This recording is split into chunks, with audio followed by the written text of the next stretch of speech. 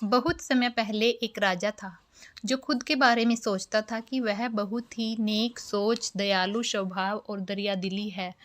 उसे लगता था कि वह स्थितियों को सही समझने, हर बात पर न्याय करने और हर विषय में उचित विचार रखने वाला व्यक्ति है।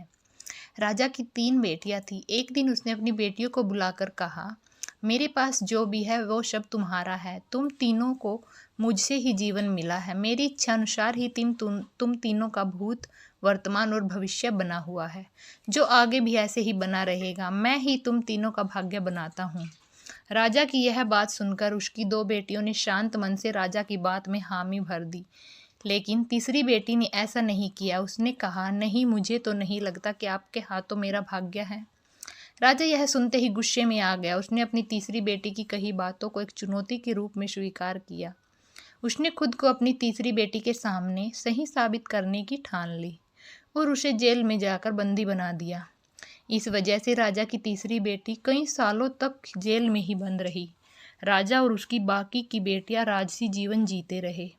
राजा मन ही मन सोचता है कि यह मेरा ही हुक्म है जो मेरी जिद्दी बेटी जेल में कैद है। लोगों को भी यही लग रहा होगा कि राजा का ही हुक्म है जो उसकी बेटी को ऐसा भाग्य मिला है। उसकी प्रजा के लोग भी यही सोचते थे। उन्हें लगता था कि राजा की तीसरी बेटी ने जरूर कोई गलत कार्य किया होगा, तभी उसे जेल में कैद करके रखा गया है, वरना कोई भी पिता अपनी बेटी के साथ भला ऐसा क्यों करेगा। राजा कभी कभी जेल में कैद अपनी तीसरी बेटी से मिलने के लिए जाता था। उसकी बेटी बहुत कमज़ोर हो गई थी, लेकिन अभी भी उसके विचारों में कोई बदलाव नहीं आया था।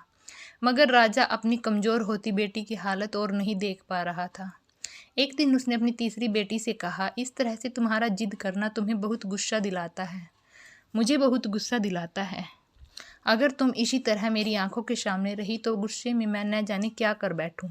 मैं तुम्हें मौत की सज़ा भी दे सकता हूँ, लेकिन मैं एक अच्छे दिल का हूँ, इसलिए मैंने सोचा है कि तुम अब मेरे राज्य के पास के ही एक जंगल वाली ज़मीन पर जानवरों के साथ रहोगी। राजा ने आगे कहा, उस जंगल में सिर्फ उन्हीं लोगों को रखा जाता है जो मेरे आदेश का पालन नहीं करते। तुमने भी अपनी जिद की वजह से मेरी बात नहीं मानी, इसलिए तुम भी अब वहाँ मौजूद लोगों के साथ पूरा जीवन काटोगी। इसके बाद तीसरी बेटी को उस जंगल की ज़मीन पर रहने के लिए भेज दिया गया। वहाँ वह फल और सब्जियाँ खाने और एक गुफा में रहने लगी। उसके पास पीने के लिए झरने का पानी और ठंड से बचने के लिए सिर्फ सूरज की धूप का ही सहारा था। वहाँ की खुली हवा में रहते हुए और फल फूल खाते हुए जल्द ही पूरी तरह से स्वस्थ हो गई। उसने वहाँ पर खेती करना भी शुरू कर दिया। गुफा को उसने घर की तरह सजा लिया था और खुशी खुशी वहीं रहती थी। एक दिन वहाँ पर एक भटकता हुआ राहगीर आ पहुँचा। उसे देखते देखते राजा की तीसरी बेटी से प्रेम हो गया और वह दोनों खुशी खुशी वहीं रहने लगे। उस जंगल में उन दोनों के अलावा और कई लोग रहते थे, जिनकी मदद से उन्होंने उस जंगल को एक शहर के रूप में बदल दिया। कुछ ही सालों में राजा की तीसरी बेटी और वो राहगीर उस शहर के राजा रानी बन गए। अब उनके शहर की चर्चा दूर दूर तक होने लगी। जैसे ही इसकी जानकारी राजा को मिली, वह उस जंगल में सब कुछ देखने के लिए पहुंच गया। जब उसने वहां की राजगद्दी पर अपनी बेटी को बैठे देखा और साथ में खूबसूरत युवक को, तो उसके होश उड़ गए। राजा की बेटी ने अपने महल में अपने पिता का पूरे सम्मान के साथ स्वागत किया। उसने अपने पिता का उसके बुरे बर्ताव व फैसले के लिए कुछ भी नहीं कहा।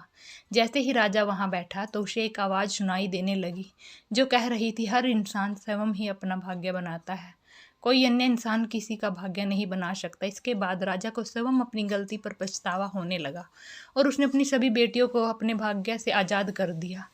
उसने अपनी तीनों बेटियों से कहा, भले ही तुम तीनों भाग्य मेरे साथ में है, लेकिन हर व्यक्ति खुद की परिस्थितियों के अनुसार अपना भाग्य अच्छा व बुरा बना सकता है। कहानी से सीख। राजा और उसकी 3 बेटियों की कहानी हमें यह सीख देती है कि कोई भी व्यक्ति किसी का भाग्य बना या बिगाड़ नहीं सकता। हमारा भाग्य स्वयं हमारे हाथों में ही होता है, जिसे हम अपनी सूझबूझ से बुरी स्थितियों से अच्छा बना सकते हैं।